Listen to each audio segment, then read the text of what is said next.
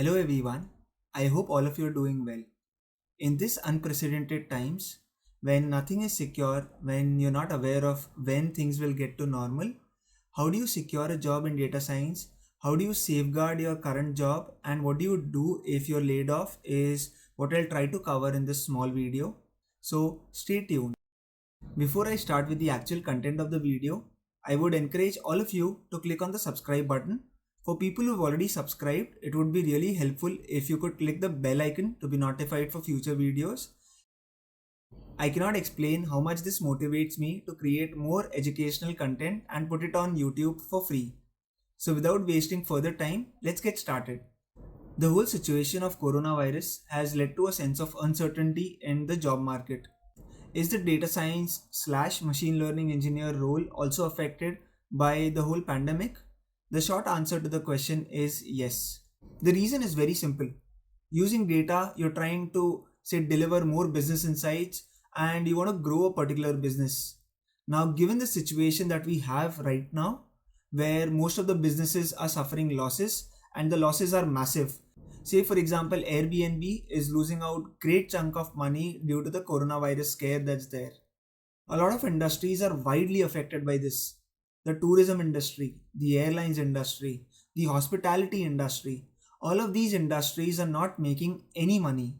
Now, if they're not making any money, whatever data you have, whatever data science that you can apply, since the company itself is not making money, whatever science you apply, you won't be able to make a dent in the business model that they have.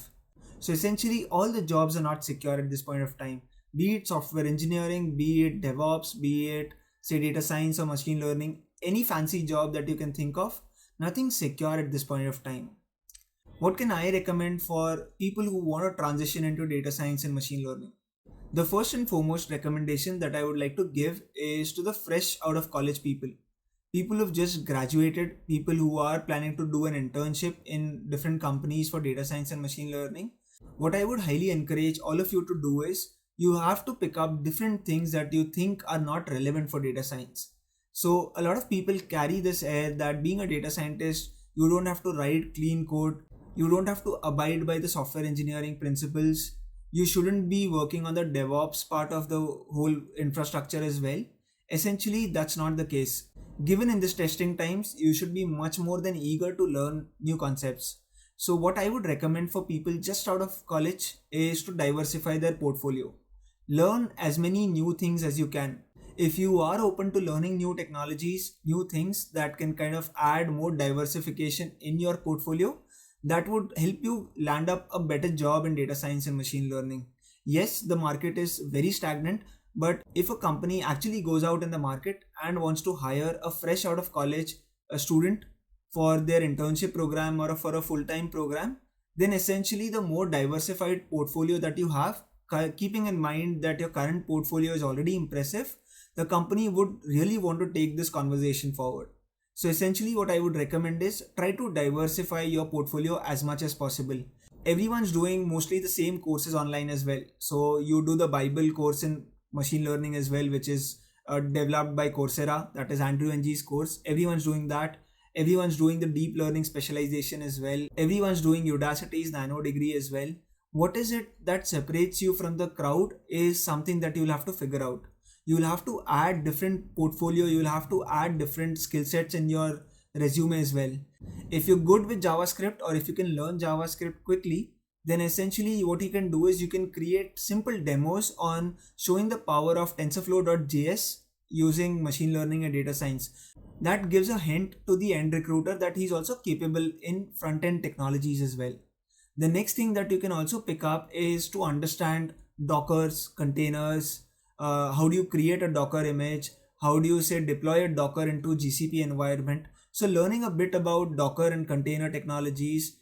If you are well aware of say the cloud technologies, big data, Hadoop and all the other small technical details which are associated with it, essentially you're giving a hint to the end organization that hey listen, not only do I know data science, but I know front-end technologies. I am really good with cloud infrastructure technologies as well. Additionally, if you like Android, if you like creating apps, you can create simple demo apps using say TensorFlow, deploy them using TF Lite, and then create a portfolio for yourself. Creating a portfolio today in this testing times is of much more prime importance as it was, say, a couple of months back, because today companies want someone with extra added skills as well. So my recommendation to people who are just fresh out of college and who want to kind of say transition into a data science role, so go through the openings that are listed on various job portals, go through various job descriptions, apply to various jobs, fine tune your resume according to the job description. I've also heard a lot of people say that this role is more data engineering or more data analytics driven and not data science or ML driven. Essentially, I'll say, be very brutally honest here.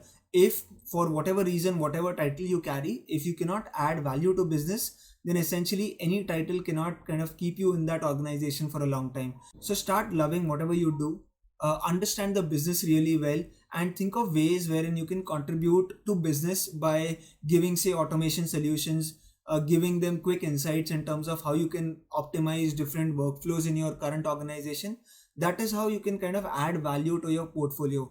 Yes, it may not be the most fancy job that you might do, but essentially you get paid for whatever you do and you can pay your bills accordingly as well.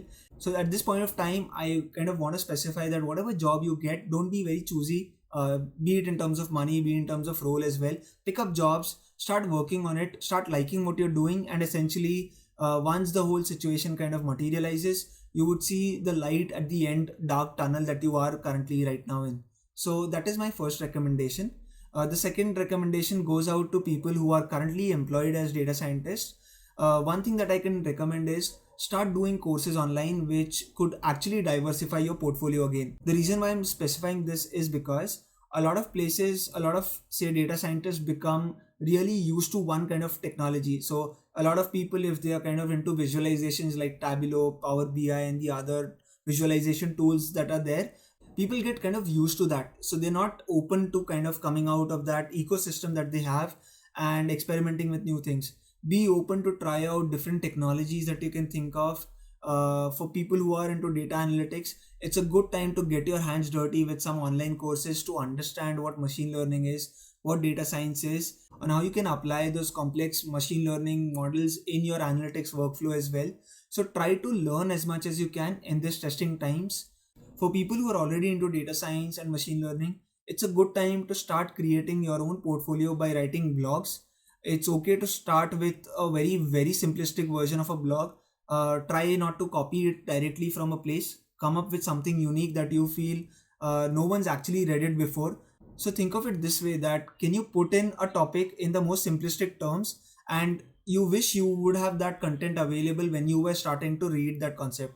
So for example, when I kind of thought of understanding AUC ROC curves, there weren't really good resources out there. So I created a video around that. So now I can always fall back to that video as well. So essentially think of becoming a content creator in your own limited time space that you have as well. Because considering the situation is so bad, everyone's working from home as well. Finding time to create content is also another big challenge that a lot of people find. So yes, I mean, I would highly encourage people to start writing blogs, start creating small applications and putting them on GitHub as well, like a simple automation script using Python, doing some data wrangling with say pandas and NumPy. If you can push it to GitHub, show your portfolio once you say are applying for a new job or something of that sort, that would really add a lot of value in terms of your chances of getting selected for the interview process and then making the final cut and finding a job in the organization that you've applied for. So that is something that I wanted to share in this testing times. Yes, the times are really bad. Yes, the situation is not that great, but even this shall pass. Today we are going through a situation that we'd never seen before, but I'm 110% sure that we'll come out very stronger after this situation ends. And I can only wish and pray that this unprecedented times end very soon. The only thing that I can say in terms of concluding for this video is I hope this unprecedented times end as soon as possible. Like the moment you're watching the video, I can only pray that the entire virus is destroyed from every part of the world. That is all that I can pray for, and that is all that I can wish for. Stay safe, stay at home, keep studying, keep practicing, and keep trying hard. And I'm pretty sure a lot of good things are there for you in the near future. I wish you all the very best in your future endeavors, and thank you so much for watching this video. I hope you found this informative. Thank you.